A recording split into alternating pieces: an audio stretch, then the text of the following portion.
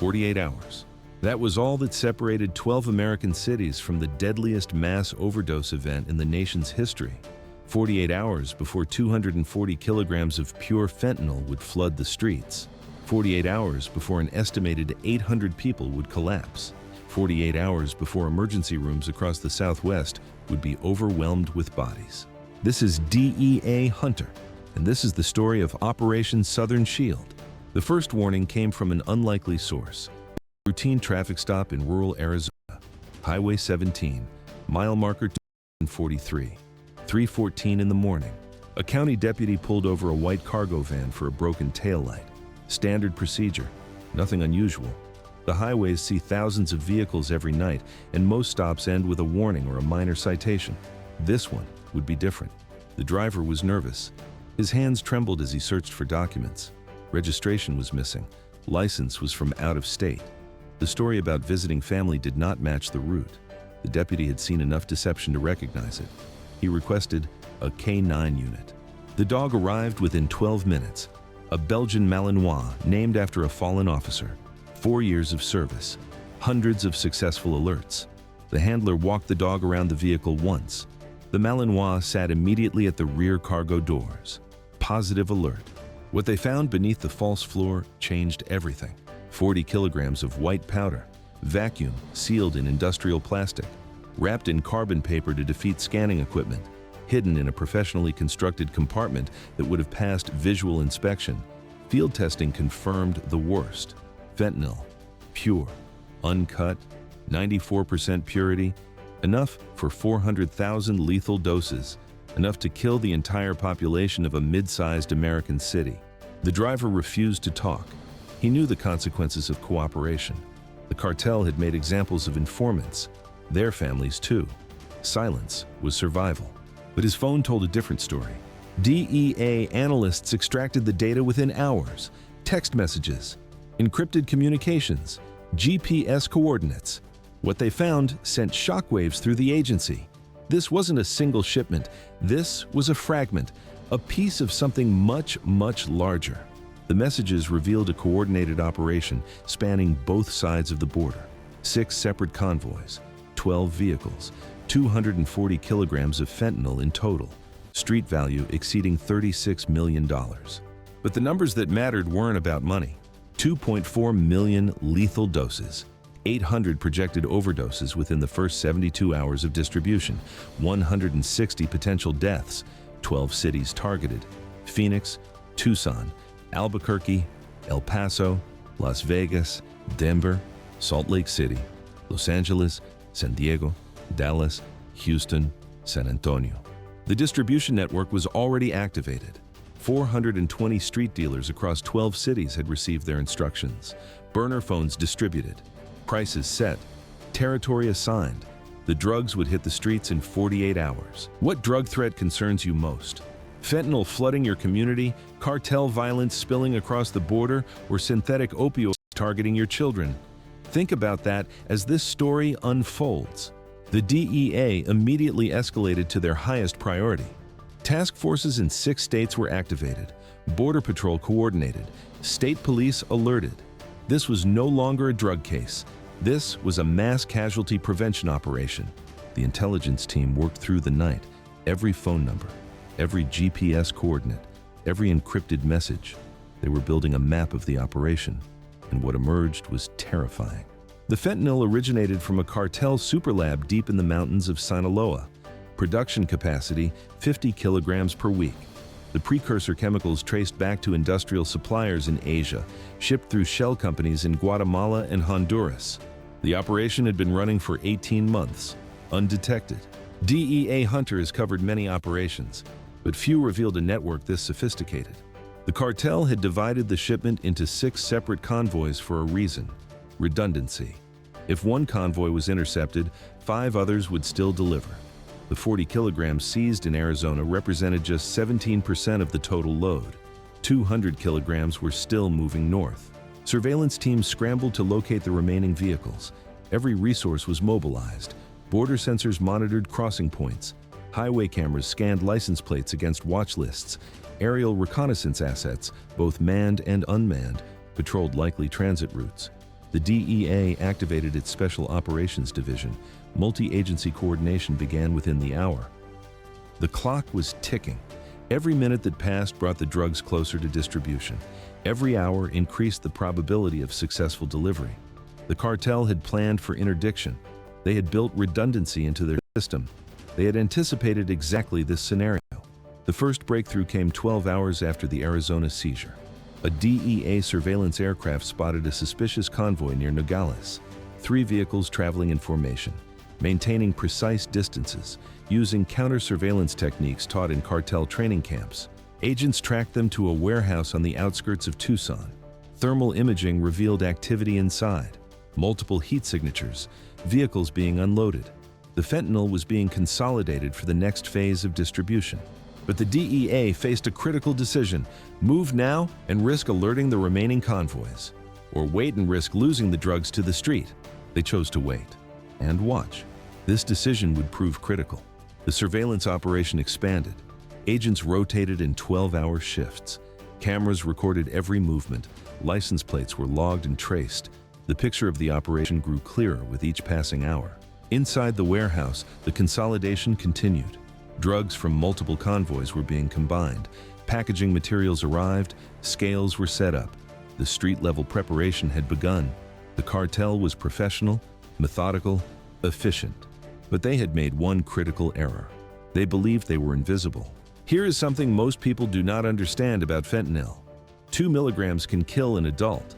That is roughly 15 grains of salt. The powder seized in this operation was 94% pure. Cartel chemists had perfected their synthesis. No cutting agents, no fillers, maximum lethality per gram. The projected casualties were not speculation. They were mathematical certainty. Based on distribution patterns, DEA analysts calculated that each kilogram would generate approximately 3,300 overdoses within the first week. At 240 kilograms, the numbers were staggering. 800 immediate overdoses, 160 deaths, and those were conservative estimates. The targeting data was equally disturbing. The cartel had specifically identified communities with high addiction rates, areas where fentanyl had already established a foothold, where users would seek out the new supply without hesitation, where first responders were already stretched thin. 32 hours remained before distribution. The second convoy was located near Douglas, Arizona. 2 vehicles, 50 kilograms confirmed through surveillance. They were heading toward a transfer point in New Mexico. The third convoy had already crossed into Texas. Last known position, 30 miles south of El Paso, carrying an estimated 60 kilograms. 3 convoys located. 3 still missing. 130 kilograms accounted for. 110 kilograms still in the wind. DEA Hunter will reveal what happened next. But first, consider the scale of what we are describing. The healthcare system analysis was devastating. Across the 12 targeted cities, hospitals maintained a combined total of 340 ICU beds. A mass overdose event of this magnitude would overwhelm capacity within hours. Naloxone supplies, the overdose reversal drug, would be exhausted within the first day. Emergency medical services would be unable to respond to normal calls.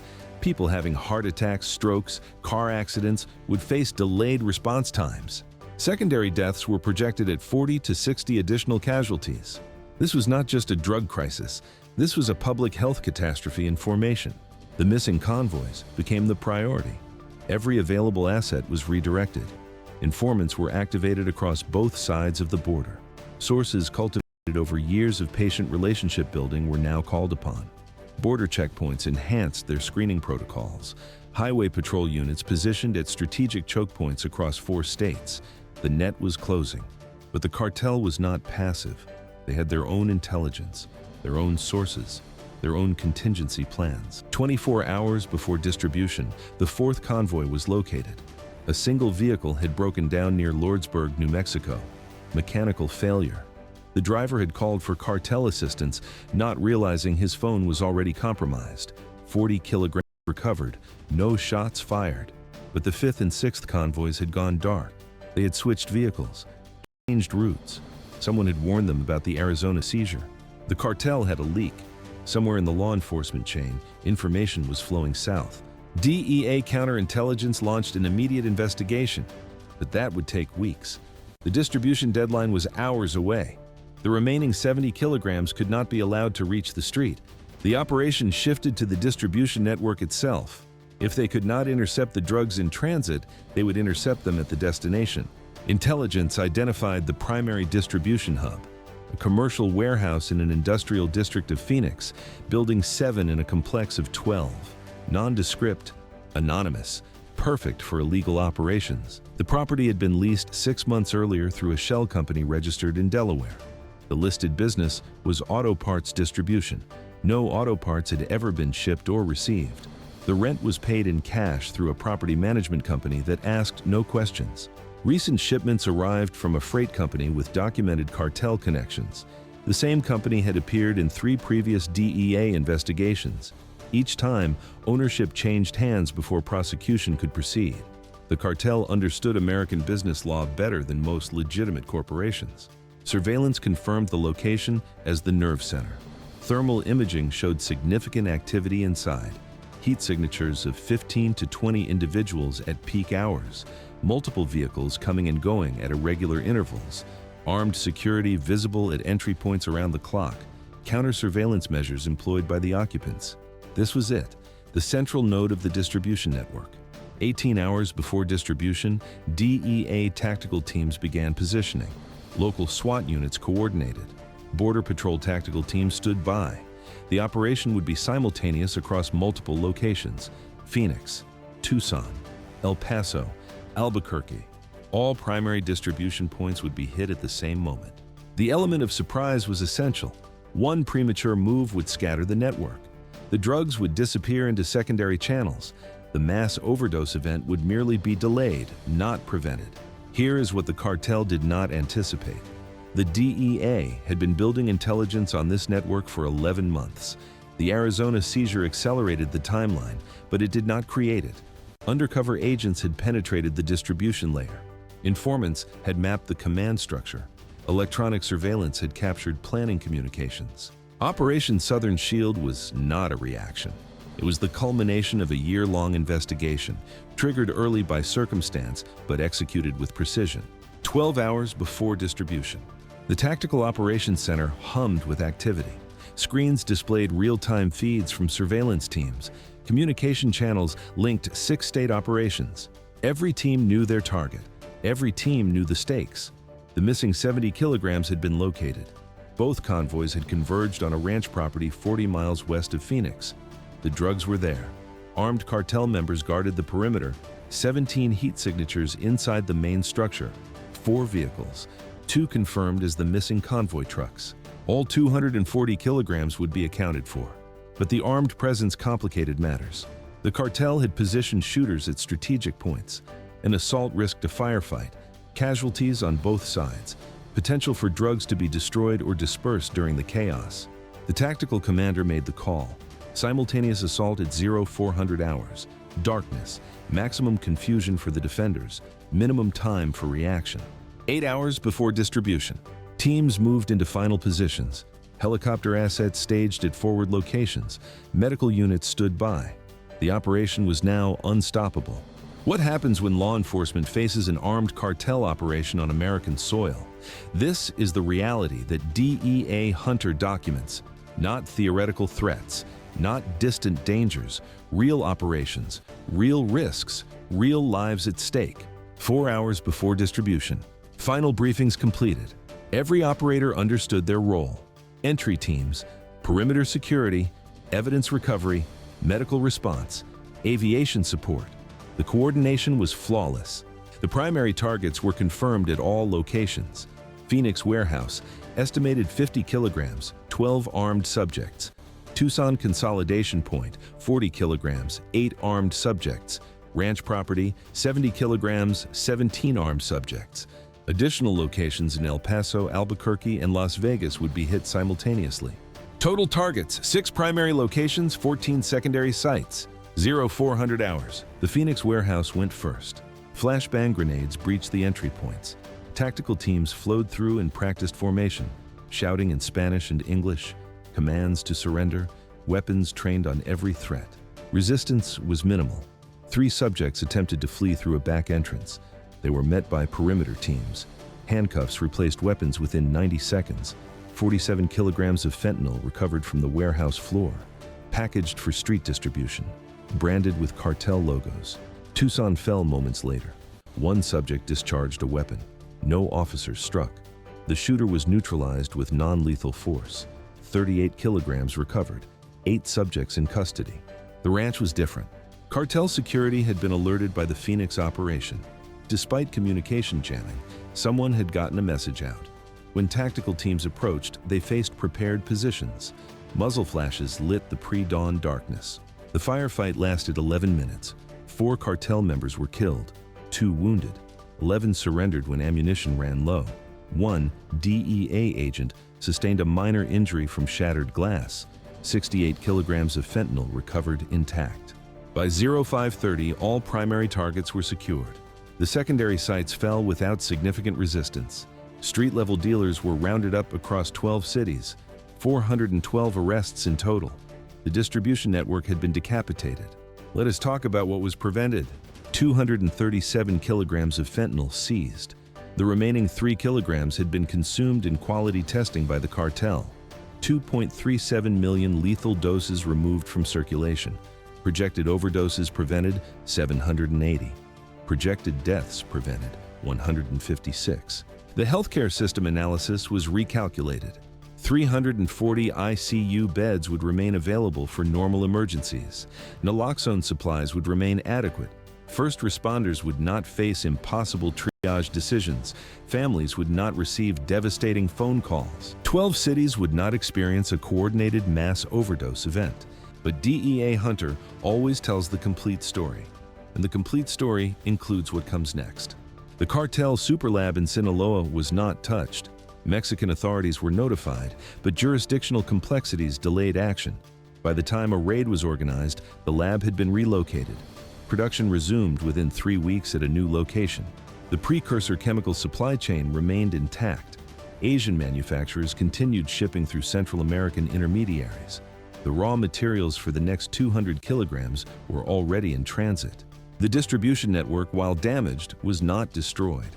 Within 60 days, new dealers had been recruited, new routes established, new phones distributed. The cartel adapted, and somewhere in the law enforcement chain, the leak was never identified. The investigation continues. This is the reality of drug interdiction. Every seizure is a victory. Every life saved matters. But the threat does not end. It evolves. It adapts. It continues. Operation Southern Shield prevented a catastrophe, but it did not end the war. The fentanyl corridor through the southern border remains the primary pathway for synthetic opioids entering the United States. DEA statistics indicate that 93% of seized fentanyl crosses this border. The cartels move an estimated 300 to 400 kilograms per week. Most of it reaches the streets. What was stopped here was significant. What continues is overwhelming. The 48-hour countdown that began this story represented a specific threat, a coordinated attack on 12 American cities, mass casualties planned with mathematical precision, a cartel operation designed to establish market dominance through flooding communities with lethal product. It was stopped this time. But across the border, production continues. New shipments are being prepared, new convoys organized, new distribution networks activated. The next 48-hour countdown has already begun somewhere. DEA Hunter documents these operations because they matter, because the men and women who execute them deserve recognition, because the communities they protect deserve to understand the threats they face, and because every story we tell might be the one that makes a difference. What can you do? Stay informed. Report suspicious activity. Support treatment programs in your community. Talk to young people about the dangers of fentanyl. One pill can kill. That is not hyperbole. That is chemistry. The 2 milligram lethal dose does not discriminate. It does not check identification. It does not offer second chances, and it is being distributed in your community right now. This has been DEA Hunter. Operation Southern Shield. 237 kilograms seized, 780 overdoses prevented, 156 lives saved, 12 cities protected for 48 hours. The question is not whether the next operation will come. The question is whether we will be ready. Subscribe for more operations. Share this story. Follow DEA Hunter for the investigations that protect your community. Because somewhere right now, another countdown is beginning, and awareness is the first line of defense. What surprised you most about this operation? The scale of the fentanyl shipment, the coordination of the cartel network, or how close the distribution came to happening? Drop your answer in the comments. Which city do you think faces the greatest fentanyl threat? And what should communities do to prepare? The drugs were moving. The countdown was running. Lives hung in the balance. And this time, the interdiction succeeded. This time, stay vigilant, stay informed, stay alive. DEA Hunter, documenting the operations that save lives.